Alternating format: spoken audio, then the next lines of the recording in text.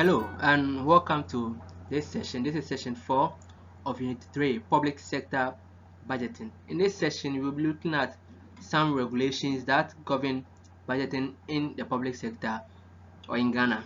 So by the end of the session, we are hoping to be able to explain the regulatory framework for the preparation of national budget in Ghana and explain the provisions of IFSAS 24, which is the standard that actually provides some guidance and guidelines for preparation of budget in public space. So budgeting in Ghana.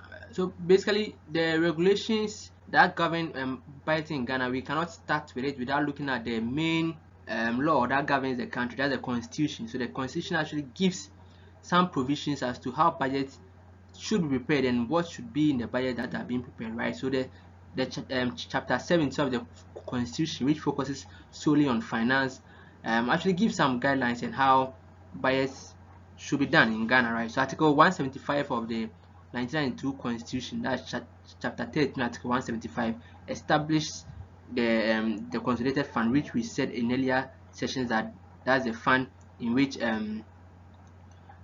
any revenue of the government are mobilized into, except for other funds which may be created for mobilizing other revenues which are not specified here. And also that article 179 section 1 requires the president to present the budget before the end of every financial year. So the president of the state is solely responsible for the presentation of the budget at the end of the financial year, but then he delegates this role to the Minister of Finance, who does it at the end of every year on his behalf. Right. So those were the provisions per the 1992 Constitution that governs how the Constitution should be, how budgeting should be done in the public sector or in Ghana to be precise. Right. So the other regulation that governs public sector budgeting is the Financial Administration Act, Act 654 of 2003. So the first part of the act actually focuses on the control and management of public funds. So we said the public funds are being managed by the central bank, which is the Bank of Ghana. So they are the sole bankers of the country, right? So now the part 2 of the act actually refines article 175 of the constitution, which actually define public funds as the consolidated fund, the contingency fund, and other funds as established by an act of parliament. Part 3 of this act refines the article 179 of the constitution by defining the classification of revenue and expenditure estimate. So this particular part of the Financial Administrative Act actually gives clarity to classifying revenue and then expenditure estimates in the public space. The other regulation is the Financial Administration Regulation, which part 5 of that particular regulation covers revenue and expenditure of the government. Now we've looked at some revenue sources of the government. We are saying the government gets its revenue from taxes, being direct and indirect, also from donations from external parties, or donations or grants, and also from borrowings, right? So these are the sources of revenue to the government. So these ones are being covered in the Financial Administration Regulation. And expenditure, we are looking at the goods and services, the compensation part of it, the interest that the government pays, and also acquisition of other capital assets, right? So these are some expenditure lines that are being covered by the Financial Administration Regulation. And the other regulation is the National Development Planning System Act.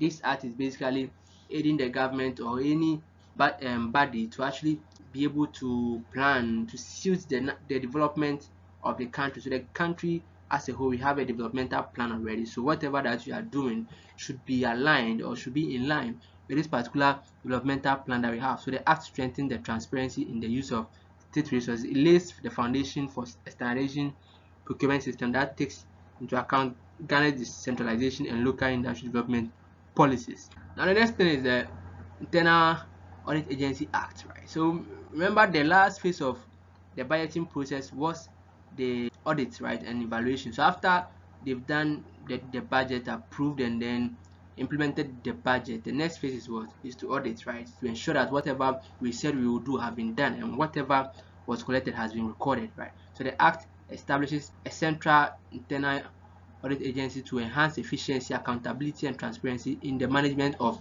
government of Ghana's resources, right? Then the next regulation in for budgeting in Ghana is the Financial Administration Act. So the main objective of this act is to regulate the financial management of the public sector within a macroeconomic and fiscal framework. So this particular act gives guidelines as to the regulation of the macroeconomic factors of the country, and also the fiscal framework. Right, the act established a framework to support a sound fiscal policy and the macroeconomic management of public funds. Right.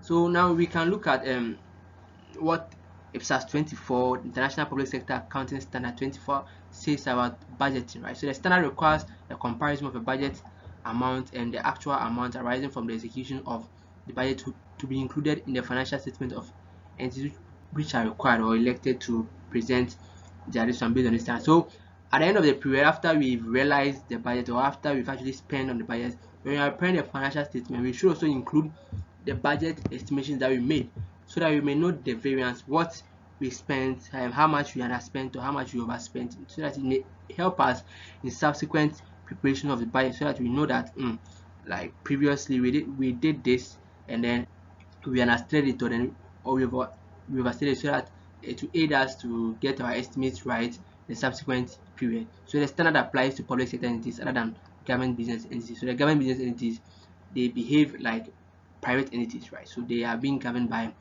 the IFRS and then the IASs, right?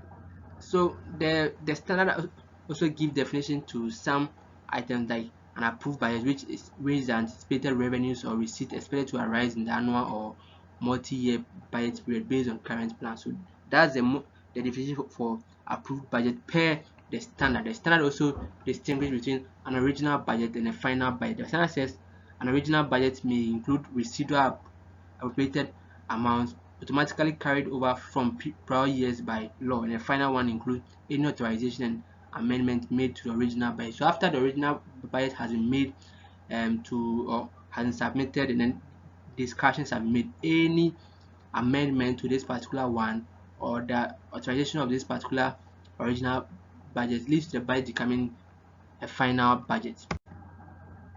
Right, so there should be comparison of the actual and then the budgeted amount, as we said earlier. So this brings us to the end of this session. So in this session we've explained some regulations that govern the public sector budget. We also looked at some sessions of the IPSAS 24 that actually gives a framework for budgeting the public sector. So basically we can recap, or we should recap what we've discussed in this session, and then if there is any doubt or anything that you need more clarity, you can go back and then revise on it before we leave this session.